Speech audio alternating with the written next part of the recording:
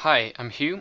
I'm going to talk a bit more about GMGen and some of the new stuff that I've put into it. So last time we were just testing some of the double-lined generation that's happening, and now some of this is just controls for me. All of this stuff is just controls. It's so I can easily test some stuff. So don't worry about any of that rubbish. But what the new stuff is this bar offset and a transposition offset. Also, there is a function that needed to happen for these offsets to be possible.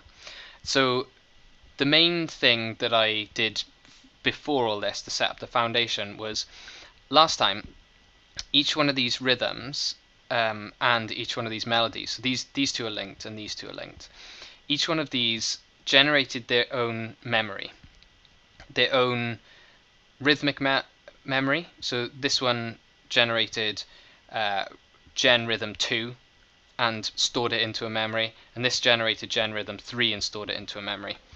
So they still do that. The same goes for these melodies here.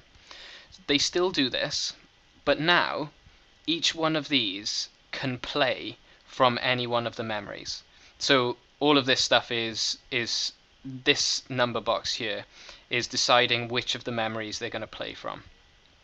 So that means that I can set up that they all two lines play from the same memory. So that's important because now I can do stuff with that. So I can create chords and melodic chords from the same memory. So it might seem boring at first. So if I just play now, so we should get the same stuff happening from two lines. So you can see they're playing in exactly the same rate and the exact same notes at the same time. And this is the rhythm for them. So we're in five splittings of this, and it's grouped them into this. So this is what memory 2 is done for this particular one.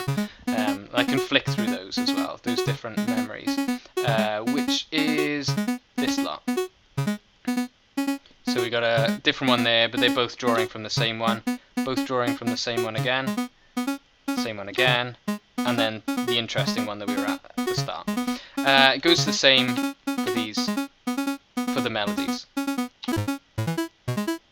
So I can pick any of these melodies, and they're drawing from the same one. Okay, so that was the stuff that needed to happen before I could do any of this cool offsetting stuff. So what I've done is created a bar offset, which when I flick this number up by 1, what it'll do is it'll offset this first line here, which is in this kind of square region here. It'll offset it by 1 beat, and 1 beat is this value. So it's gonna push it later by 100 milliseconds in this case. So we can get this kind of this Reiki phasing stuff, like the piano phase pieces or the violin phase pieces. So I'll just show that now. So it's offset by 1 beat, which in this case happens to be 1 note.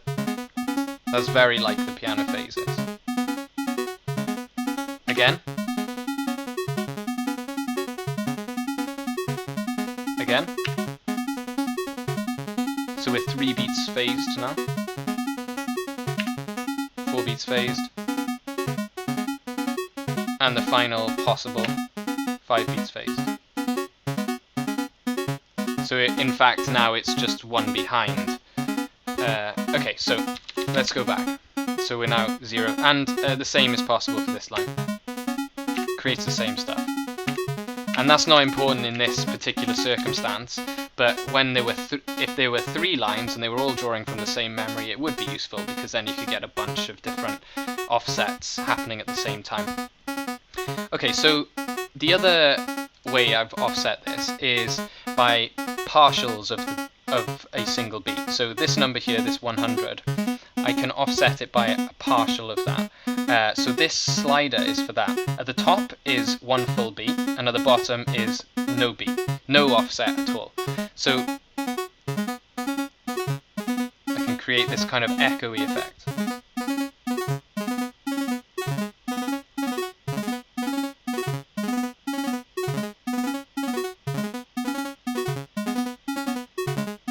And now I'm offset by 1 beat. So you'll find if I just switch this beat offset up by 1 and then move this down to the bottom, we'll hear the same thing.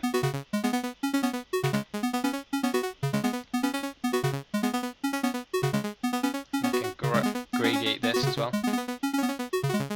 So this is exactly piano phase. Going through all of them very quickly. So that's what piano phase does. Anyway, so we can do that, but it's interesting in this piece because this is the kind of sounds you used to get from those old style games. It was the way they were able to create these echo effects and things like that. So let's just give this for an example. There we go, that sounds very gamey. So if I bring this one down an octave,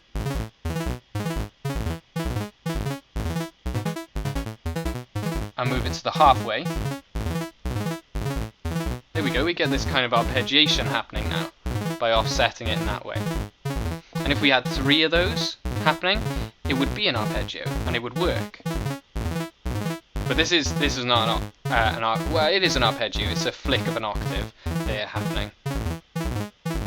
Okay, so that's quite a quick one. Right, so if I now move on to what we have from the tonal offsets, and I bring this back to 0, so you can see I can switch between these 2 different modes of offset, of pitch offset, or transposition is what it really is. So tonal transposition is it's pushing the value that it receives up by 1 diatonic step. So whatever we're in the major version here, so it's going to push it up by 1 diatonic step. So say we're in C major, a C would be pushed to a D would be pushed to an E, but an E would be pushed to an F. So that's different because it's not going up by a tone each time. In that 3rd example, it went up by a semitone. So I'll show you.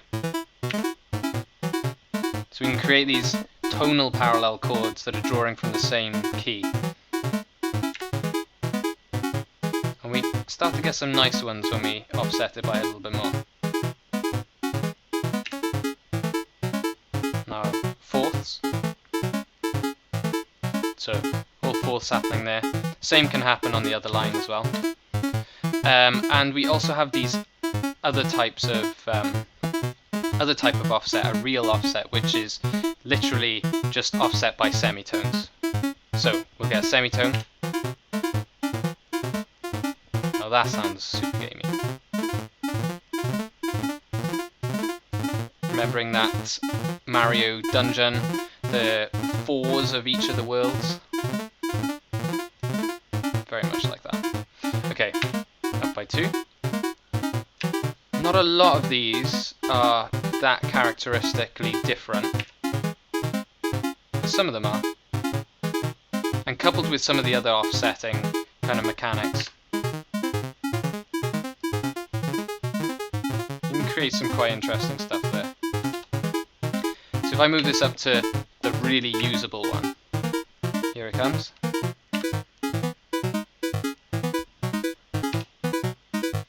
Oops, 7. Oops, not 37. It's not going to work. Okay, so now we got this a proper like gamey kind of bass sound. Let's bring them down. There we go. Okay, we got a super bass now.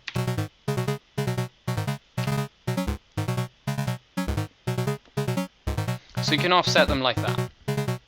And so these could be offset in a number of ways with a number of different lines, and you could produce a load of different kind of cool sounds from that. They can also draw from the new memory. And so when we've got a few more lines, I intend to put 5, maybe 6. I'm only thinking of 5 musically at the moment. So I might be able to have the middle 3 as some kind of rhythmic pulse like this, and this set up in particular ways to produce arpeggiation, or to produce echoing, or to produce some kind of just really mental kind of movement. These kinds of things.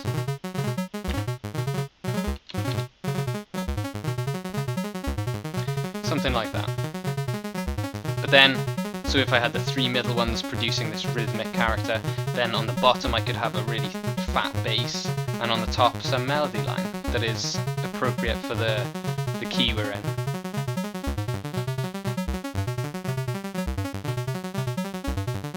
And all the other effects still work as well, so like switching to different kind of envelope.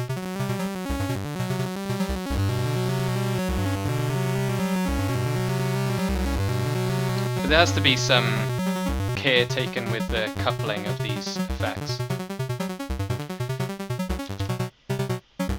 So I hope you've enjoyed this demo of what's going on with the offsets. Next I intend to bring in a few more lines and figure out a master kind of control system. So watch out for that video. See you next time.